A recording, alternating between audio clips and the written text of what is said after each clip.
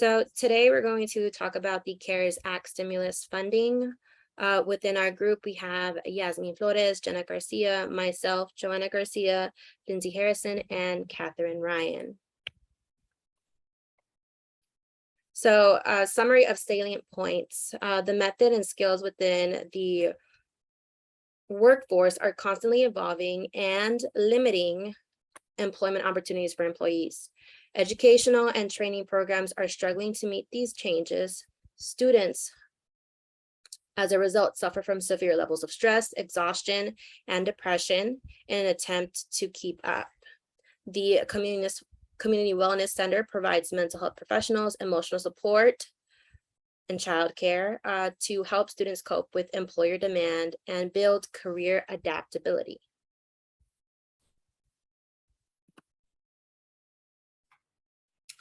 So the policy and process identified. So due to the changes implemented in instruction and social interactions from COVID-19, employment and mental health has been severely impacted for students.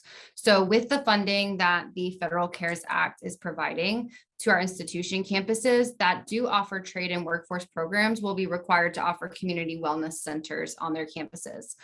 Here, students can receive financial advising, mental health support and counseling, as well as ultimately career coaching and assistance with job placement.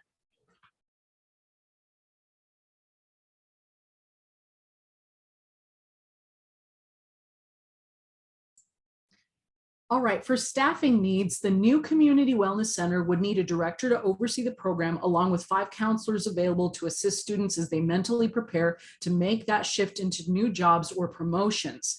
The director of the Wellness Center would work closely with the director of recruitment and retention, who would oversee the diversity and inclusion coordinator and the campus life coordinator.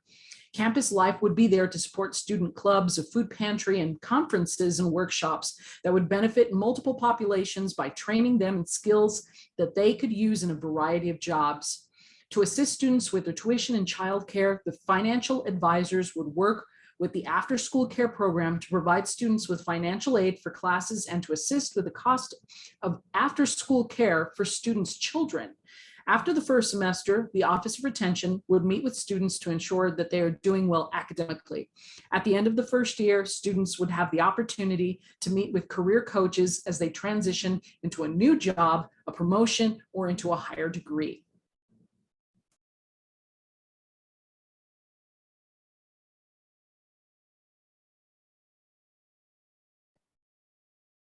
So discussion of potential processes or policy implementation. So the budgeting implications, students entering employment with little to no knowledge about the workforce process find themselves struggling to find a suitable job. Students need to be able to adapt to new skill demands. Most of the budget would be to support these needs. Seeing as Coetzee and Harry's research shows that emotional intelligence relates positively to less dysfunctional career thinking, greater career decision-making, self-efficacy, great career exploration behavior, and career commitment. Research also shows that newcomers to the labor market often take longer than regular job seekers to find a suitable job, or are more likely to experience a job mismatch and suffer from unemployment. This is the reason why we are deciding to put most of our budget within meeting these needs for the students, with the responsibility left to the educational stakeholders within the department.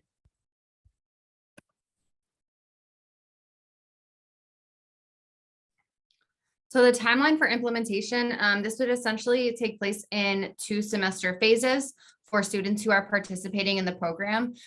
During the first semester, it would be heavily focused on recruitment and seeing where students are. Students would also be assisted by financial advisors who would support in working with the students to make sure that they were meeting their financial and career endeavors. The second semester for the student would be focused on career coaching, as well as transferring out of the program so that they could find a suitable job or career based on their trade or workforce program.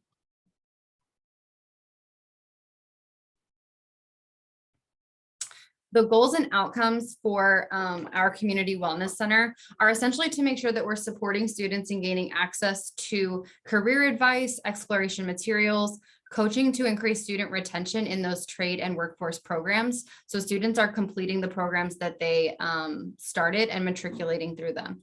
The Community Wellness Center will also aim to assist students who may be experiencing mental health crises as a result from the COVID-19 pandemic. So really encompassing students as a whole and focusing on their mental health as well as their career coaching. We aim to decrease dropout rates and increase matriculation for students in those trade and workforce programs so that they can find a suitable career after they transition out of the program.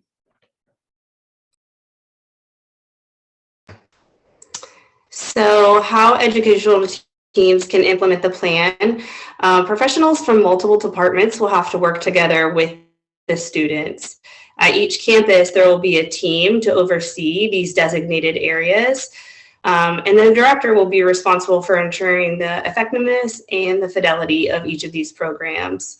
They'll also be responsible for hiring sub-teams who will work directly with the students in the workforce-related groups, the mental health sessions, or at the after-school childcare program. Each of these teams would be responsible for supporting the students as they work towards their individualized goals. And regardless of the department they are working in, the hope is that these goals would be student-led and that the teams and the administrators would support them through each phase of that.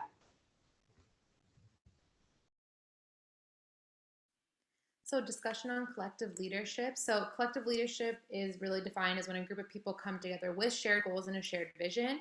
So with our Community Wellness Center, all of these stakeholders involved will have to come together in order to make it be successful. And that includes, like we've mentioned, the staff members as well as the students. And that's because they need to utilize knowledge from all the departments. And also the students are huge stakeholders because they're the ones helping set their own goals. So understanding their needs and using their ideas to help the program be successful, everyone needs to work together.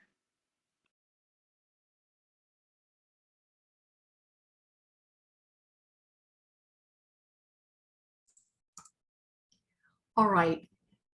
On the collective leadership, to help oversee this project, the Board of Trustees would meet with the panel of directors to relay any information from the state about the funding and collect data from each director that includes enrollment reports, academic progress, and student evaluations of services provided to each of these offices, by each of these offices. The group would also invite students from the trade and workforce program using these services to comment and suggest any changes that they see would benefit the program. Each director would then meet with their employees to also go over student evaluations and academic progress reports to search for any areas of improvement.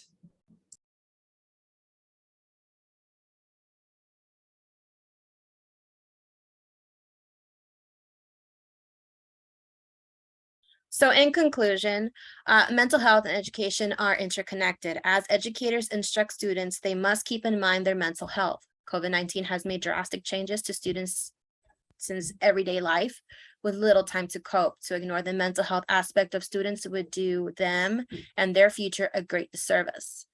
The Wellness Community Centers is a start to helping trade and workforce programs alleviate the pressures caused by COVID-19. Thank you.